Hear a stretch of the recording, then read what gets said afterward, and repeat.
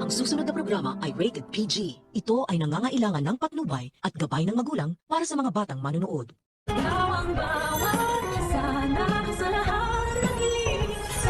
Ito na mga dapat mo pang abangan sa abot kamay na pangarap.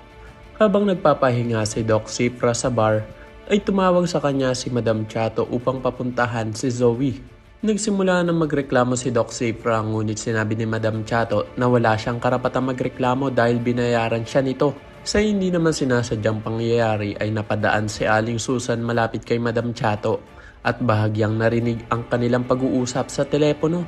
Samantala, habang namimili sa pamilihan sina Annalyn at Doc Lindon, ay namataan nila si Dax kaya naman agad nila itong hinabol. Sa kabilang banda, usap-usapan ngayon ng lalaking nakabuntis kay Zoe at bigla na lang lumabas itong si Doc Cifra na nagsasabing siya daw ang ama ng ipinagbubuntis ni Zoe.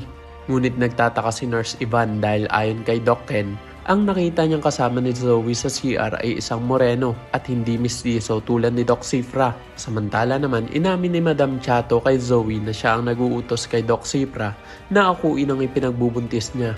Para sa ganon ay matigil na ang espekulasyon nila RJ na talagang may relasyon sila ni Dax. Naguguluhan naman si Zoe pero ipinaliwanag ni Madam Chato na dahil apo niya ito, ay sapat na ang dahilang iyon para magkampihan sila. Nagulat si Zoe sa revelasyon ng kanyang lola.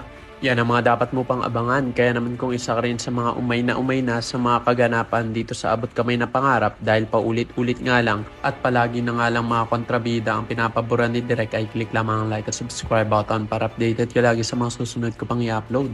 Pwede ka rin mag-iwan ng komento sa ibaba para sa iyong mga saloobin at suggestion. Maraming salamat sa iyong panonood.